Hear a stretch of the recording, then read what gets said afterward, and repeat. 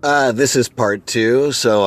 We were talking about the biggest failures of the year, and I think the biggest failure of the year comes from these massive teams that have high expectations and that don't even get far into the playoffs.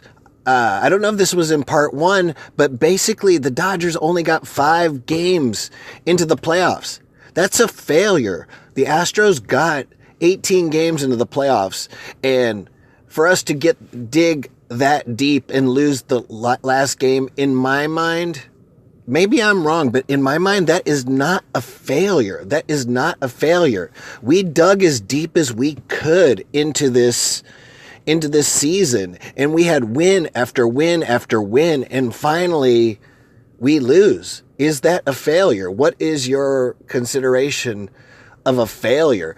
But here's the gist of what I'm trying to say at the end of all of this, and let's make it crystal clear that the Astros are doing one thing. And let me pause and let me let you think about what I'm about to say. The difference between us and the other teams is that the small, tiny Astros have made their mark and enforced it. And the Astros are overachieving. They're overachieving. These other Moneyball teams are underachieving. And that is the difference. We overachieve and they underachieve. We are exceeding expectations. We are on this, honestly, for us to be 1 game away, we have exceeded expectations as the Houston Astros.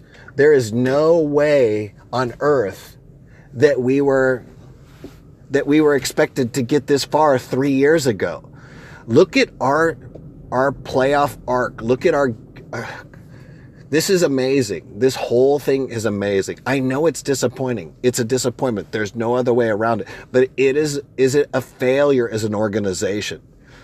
There were decisions that were failures. There were pitches that were failures. There were moments that were failures. But as an organization, the Astros are not failures. Anyway, I wanted to leave you guys on that note that overall this season was not a failure, because as an organization, we are not failures. And these other teams need to reflect a lot more, because we still have an upward trajectory. And next year is going to have a little bit different look, because Urquidy is going to be a trusted pitcher. I honestly liked this guy from moment one.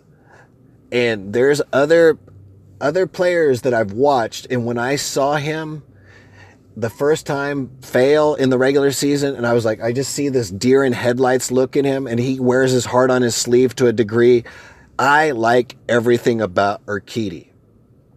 I liked everything we saw from Zach Greinke, and our bullpen messed it up. Zach Greinke's masterpiece.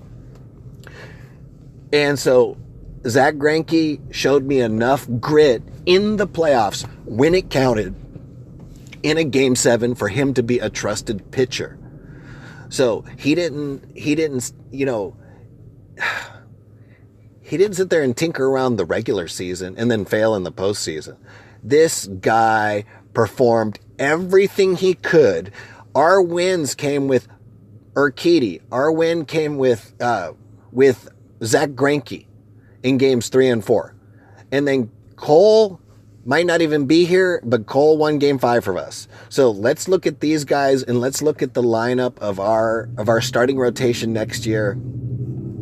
And there's adjustments to be made, but please, if you guys, maybe this is for a separate video and it doesn't mark the point of my video, but Rogelio Armenteros, Aaron Sanchez, Framber Valdez are not a piece of the equation for me on this team. And these guys should not be allowed in the playoffs. They should not be allowed as part of our team. Osuna, I have the exact same feeling. I wish them well on another team, but Osuna is not our closer. He is not our closer. The only one that failed and that I really like is Will Harris. Do I think Will Harris is starting rotation? Do I think he's closer? No. Do I believe in him? Brad Peacock, Will Harris, those two guys, I totally believe in. Are they in the most highest leverage moments always going to be there for us? No, they're going to make mistakes. But anyway, that's my video. Hopefully you guys liked it. And if you did, please like, share, and subscribe. And I will see you guys next time.